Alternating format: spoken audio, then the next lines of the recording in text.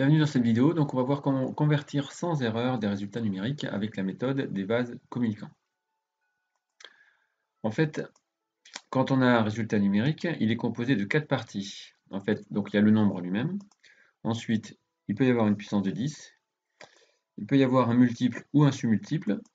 Et ensuite, l'unité. Donc, ça veut dire que, par exemple, s'il manque l'unité, si vous ne la mettez pas dans votre résultat va être faux. On va prendre un exemple. Ici, 1520 fois 10 puissance 2 km. Donc on va se retrouver en fait, effectivement, avec les 4 parties. Vous avez ici, en première phase, le nombre en lui-même, ensuite une puissance de 10, ensuite le multiple, et ensuite l'unité. Donc on a bien les 4 parties.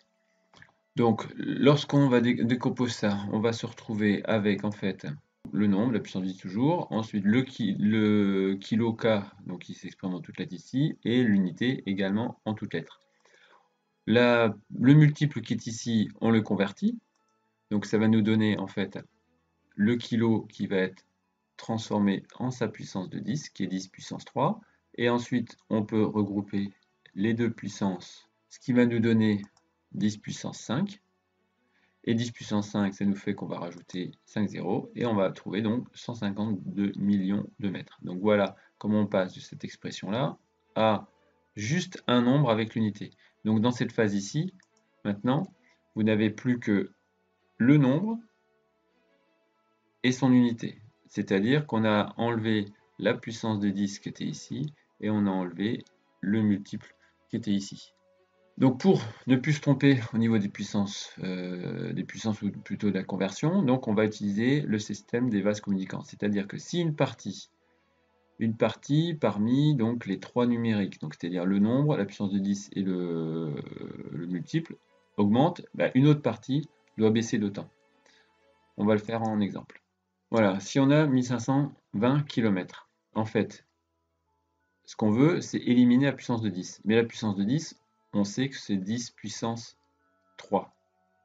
Donc ce qu'on veut, c'est l'enlever, l'éliminer, donc c'est d'arriver à 10 puissance 0. C'est-à-dire qu'on va baisser de 3 crans la puissance de 10. Donc ce qui fait que par compensation, vase communicant, on va monter de 3 crans la puissance de 10. Ce qui va nous faire en fait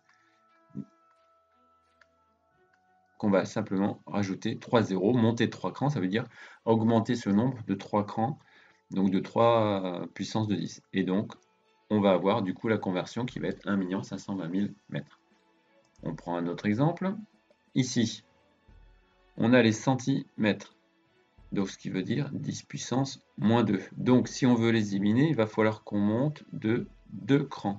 Ce qui veut dire que celui-ci, on va le baisser de 2 crans par compensation. Donc si on le baisse de 2 crans, ça veut dire qu'on va avoir un nombre plus petit, donc la virgule va se décaler d'un cran, 2 crans. Donc on va avoir 0,7895 mètres.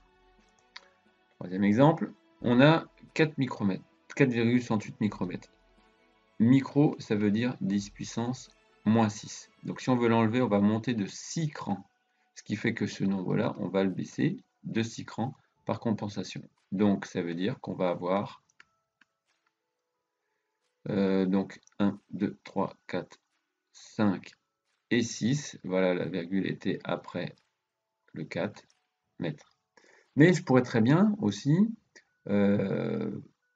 vouloir convertir dans une autre unité. Par exemple, si je veux convertir ici en nanomètres. Micro, c'est 10 moins 6, et nano, c'est 10 puissance moins 9. Ça veut dire que le multiple, je l'ai baissé de 3 crans. Ce qui fait que le nombre, je vais le monter de 3 crans. Ce qui va nous faire 4, donc 6, 8, 0, donc 4680. C'est-à-dire que je vais me décaler vers la droite ici pour avoir un nombre plus grand de 3 crans. Je vais décaler la virgule de 3 crans, donc nanomètres. Si jamais je voulais convertir en millimètres, ça voudrait dire que là, cette fois-ci, micro, c'est 10 puissance moins 6, milli, c'est 10 puissance moins 3. Donc du coup, je vais monter de 3 crans. Je vais passer du niveau moins 6 à moins 3. Je vais monter de 3 crans. Ce qui fait que ça doit baisser de 3 crans. Ce qui fait que du coup, je vais avoir le résultat suivant.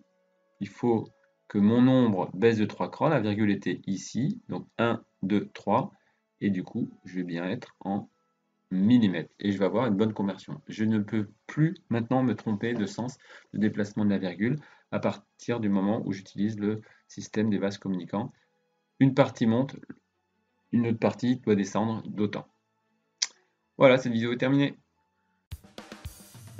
Voilà, j'espère que cette vidéo vous aura été utile. N'hésitez pas donc à liker et partager.